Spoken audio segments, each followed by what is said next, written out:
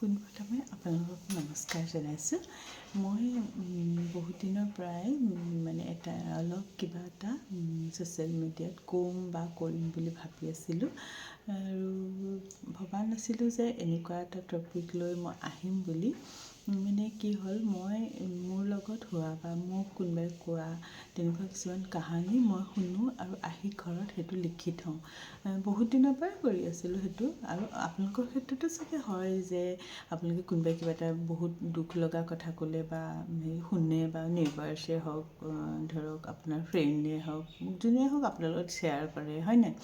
গতিকে মোৰ লগতো তেনেকৈ বহুত মানুহে শ্বেয়াৰ কৰে কিছুমান কথা। তেতিয়া মই ভাবিলোঁ সেইবিলাক কথা মই ডায়েৰীত লিখি গৈছিলোঁ।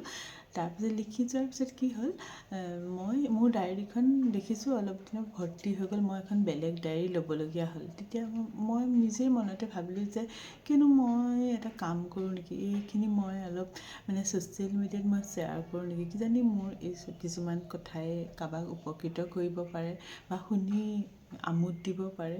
সেইখিনিকে লৈ আজি আহিছোঁ আপোনালোকৰ ওচৰলৈ। প্ৰথমতে মই বেছি সময় নলওঁ, মই কাহিনীটো ষ্টাৰ্টেই কৰি দিওঁ। এজনী ভণ্টি আছিলে, তাই ভণ্টিজনী এজন ল'ৰাক ভাল পাইছিলে। তেওঁলোকৰ ৰিলেশ্যনশ্বিপটো বহুত দীঘলীয়াই আছিলে বাৰু। তেওঁলোকৰ গতানুগতিক তেনেকৈ ৰিলেশ্যনশ্বিপটো চলি আছিলে। পটককৈ এদিন এনেকুৱা, তেওঁলোকে দূৰত আছিলে, সেইকাৰণে ফোনতেই তেওঁলোকৰ কণ্টেক্টটো হয়। মাজে মাজে তেওঁলোকে লগো কৰে, তেনেকুৱা নহয় যে একেবাৰে লগ নকৰে। এদিন এনেকুৱা হ'ল যে ঘটনাটো, তাই ৰাতি তালৈ ফোন কৰিছে। দুয়োজনে সদায় ৰাতি কথা পাতে। সেইদিনাও কমেও 1টা বজালৈকে তেওঁলোকে কথা পাতি আছিলে। ধৰক ফেমিলি পিছলৈ কি কৰিব, এনেকুৱা ধৰণৰ এটা টপিক ওলাইছিল বোলে। সেইদিনা তেওঁ কোৱা মতে মোক টপিকটোত আছিলে যে আমি কেনেকৈ লাইফটো পিছত পাৰ কৰিম, কি কৰিম, এইটো টপিকত। ঠিক আছে, তেনেকৈ পাতি তেওঁলোকে 1টা-1:30 বাজি গৈছিলে ৰাতি। কাৰণ দুইজন কৰ্মৰত আছিলে, সেইকাৰণে দিনত হয়তো তেওঁলোকে সময় নাপায়। তেতিয়া সেইটো চলি আছিলে। তাৰপিছত গাঁৱৰ জেগা, তেওঁলোক বা আমি য'ত থাকোঁ গাঁৱৰ জেগা হয়। গাঁৱৰ জেগাত ৰাতিপুৱা উঠি তাই চাইছে যে কাষৰ মানুহ ঘৰত গাড়ী 4খনমান ভৰ্তি হৈ আছে। তেতিয়া তেওঁ সুধিলে যে গাড়ী কেলৈ আহিছে ইমানখিনি গাড়ী। তেতিয়া তেওঁলোকৰ ঘৰৰ খুৰীজনীয়ে কৈছে যে তোমালোকক খবৰটো দিবলৈ নহ'ল, মই আমাৰ ছোৱালীজনীৰ আঙুঠি পিন্ধোৱা আজি, গতিকে তুমি সোনকালে ৰেডি হৈ আহা। আমাৰতো আৰু ধৰক আগতে মাতিব লাগে বা এনেকুৱা কোনো কথা নাথাকে ওচৰ চুবুৰীয়াৰ লগত, হয় নহয়? যোনে যেতিয়া সময় পায় তেনেকেই কথাটো চলা হয়। আৰু তাই তেনেকৈ ধুনীয়া কাপোৰ এযোৰ উলিয়াই সাজি কাচি গ'লগৈ আৰু তেওঁলোকৰ ঘৰত গৈ কাম চাম যেনেকৈ কৰে তেনেকৈ কৰিছে মেলিছে। তাৰপিছত যেতিয়া দৰা ঘৰৰ মানুহ আহিব হৈছে যে তেতিয়া গাড়ীৰ পৰা তেওঁৰ সেই মনৰ মানুহজন নামি আহিছে। তেতিয়া তাই তেতিয়াও ভবা নাই যে তেনেকুৱা কিবা এটা। তাই ভাবিছে আৰু 4জন লগত ল'ৰা আহিছে আৰু মাক বাপেক তেনেকৈ আহিছে। তেওঁ তেতিয়াও ভবা নাই তাই যে কিবা এটা এনেকুৱা হৈছে বুলি। তেওঁ ভাবিছে জাষ্ট সিহঁতৰ লগত আহিছে বুলি। তেতিয়া আহিলে, বহিলে, চব হ'ল। যেতিয়া আৰম্ভ হ'ল, আঙুঠি সলনি কৰিব সময় হ'ল, যেতিয়া সেই ল'ৰাজন উঠি আহিছে, তেতিয়া তাই একদম শ্বক হৈ গৈছে। আৰু ল'ৰাজনেও এনেকুৱা নিকৃষ্ট মন তেওঁ কি কৰিছে, কাণখনত লাহেকৈ নিজৰ কাণখনত ধৰি চকুত টিপ এটা মাৰি তাইৰ ফালে আৰ চকুৰে আৰু সেইটো কৰি তাই লাহেকৈ বহিছে। সেইটো দেখি তাই সেই জেগাতেই একেবাৰে তাই পৃথিৱীখনেই হেৰাই যোৱা নিচিনা লাগিছে। সেইটো একেবাৰে নেচাৰেল, হয় নহয়? কিয়নো মই হওক, আপুনি হওক, যোনেই হওক ইম'চনেলি ধৰক চব এটাচমেণ্ট হৈ থাকে এইবিলাক ঘটনাৰ লগত। প্ৰেম বুলি ক'লে, বিশেষকৈ প্ৰেম বুলি ক'লে আমি বহুতেই আৱেগিক হওঁ। প্ৰেম বস্তুটোৱে আৱেগিক, বিশ্বাসৰ এটা মূল, বহুত বিশ্বাসৰ বস্তু এইটো। গতিকে তাই সেইটো সময়ত তাই কি কেনেকুৱা হৈছিলে হয়তো আমি চবেই অনুভৱ কৰিব পাৰিছোঁ বা পাৰিম। তাৰপিছত তাইতো তাৰপৰা গুচি আহিলে। তাৰপিছত পূৰা মানে তাই ডিপ্ৰেশ্যনত গুচি গ'ল। তাই ঘৰৰ পৰা নোলোৱা হ'ল।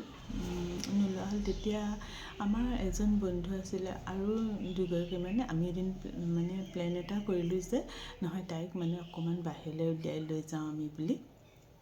আমি এখন ৰেষ্টুৰেণ্ট চিলেক্ট কৰিলোঁ, তালৈ গ'লোঁ। তাৰপিছত তাই মানে আমি কেইটাৰ আগত তাই গোটেই কাহিনীটো ক'লে। তেতিয়া ওচৰৰ কোনোবা বহুতে জানে যদিও মানে আমি ইমান গম পোৱা নাছিলোঁ কথাটো। তাই গোটেই কাহিনীটো ক'লে। কাহিনীটো কওঁতে খুব কান্দিলে মেলিলে। তেতিয়া মানে মই এটা সময়ৰ কাৰণেতো মই একদম মানে নিজকে চম্ভালি ল'লোঁ আৰু মানে ইমানেই মানে আমি দুখ কষ্ট পাইছোঁ তাইৰ কথাখিনি কৈ থাকোঁতে। তাৰপিছত নিজকে চম্ভালি মানে মই তাইক বহুত নিজৰ যিমান জ্ঞান আছে সেইখিনি উজাৰি দিছোঁ আৰু মানে বুজাবলৈ। কিন্তু ইমানো জ্ঞানী মই নহয়, হ'লেও নিজৰ যিমানখিনি মই বুজা শক্তি আছে মই তাইক মানে গোটেইখিনিয়ে বুজালোঁ। বুজাই আমি কেইটাই তাইক ধুনীয়াকৈ বুজাই মেলি আমি চব ঘৰা-ঘৰি গুচি আহিলোঁ। তাৰপিছত তেনেকৈ চলি থাকিলে আৰু আমিও ব্যস্ত হ'লোঁ, তাইও ব্যস্ত হ'ল। তাৰপৰা এবছৰৰ পিছত তাইৰ বিয়া ঠিক হ'ল। বিয়া ঠিক হওঁতে এদিন সেই বন্ধুকেইজনৰ সৈতে তাই মোৰ ঘৰলৈ আহিছে।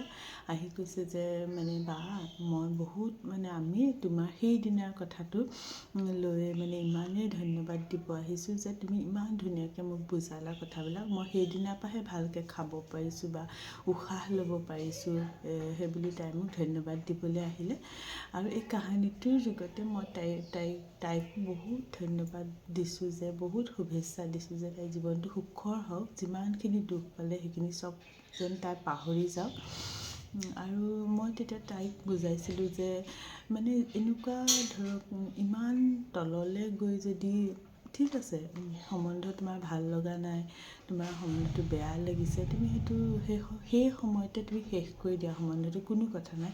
কিন্তু ইমান তললৈ গৈ কাৰোবাক ইমান হাৰ্ট কৰাৰ কোনো মানে তেওঁ মানুহ হ'বই নোৱাৰে। যোনজনে সেইটো কাম কৰিছে তেওঁ মানুহ কেতিয়াও হ'ব নোৱাৰে। গতিকে তেনেকুৱা মানুহৰ হাতত নিজৰ হাতখন, নিজৰ জীৱনটো, পিছৰ জীৱনটো গোটেইটো মানে এৰি দিয়াতকৈ মানে ভগৱানে তোমাক সহায় কৰিছে, তুমি মানে এতিয়া বেলেগ নিজৰ ৰাস্তা লোৱা, নিজৰ কথা ভাবা। এনেকৈ বহুতখিনিয়ে বুজাইছিলোঁ। তেতিয়া তেওঁলোকে মোক ধন্যবাদ দিবলৈ আহিলে। আমিও বন্ধুৰ লগত এইবিলাক থাকেই আৰু। তেতিয়া গ'ল। তাৰপিছত আৰু তাই আজিও মোৰ কথা কৈ থাকে যে বায়ে মোক এনেকৈ ক'লে কাৰণে সেইদিনাৰ পৰাই মই মানে উশাহ নিশাহ ল'ব বা খানা কিবা খাবলৈ মেলিবলৈ সেইবিলাক কৰিবলৈ আমি মানে মোৰ মন গৈছে আৰু সেইদিনাৰ পৰা। সেইবিলাক কথাই বহুত মানুহক মানে অশান্তি দিয়ে। আমি মানুহবিলাক জীৱশ্ৰেষ্ঠ বুলি চবেই কয়।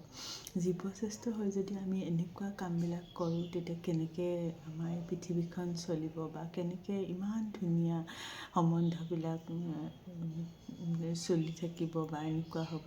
সেইটোৱে কাহিনী আছিলে আজি। সৰু কাহিনী, সৰু কিন্তু বহুতেই অন্তৰ চুই যোৱা। কাৰো লগত নহওক এনেকুৱা, তাকেই মানে বহুত ভগৱানৰ ওচৰত প্ৰাৰ্থনা কৰোঁ। সকলো সুখত থাকক, বিশেষকৈ আমাৰ এই মৰম লগা নাৰীবিলাক সুখত থাকক, সেইটোৱে বিচাৰোঁ। আৰু ক'বলগীয়া তেনেকুৱা মোৰ আৰু নাই। এই কাহিনীটো কেনেকুৱা হ'ল, কেনেকুৱা পালে আপোনালোকে মোক জনাবচোন। আৰু বহুতো কাহিনী আছে। কাহিনীবিলাক তিতা মিঠা কাহিনীবিলাকৰ সৈতে মই আকৌ এদিন আপোনালোকৰ আগত উপস্থাপন কৰিমহি। আজিলৈ আহোঁ। ধন্যবাদ।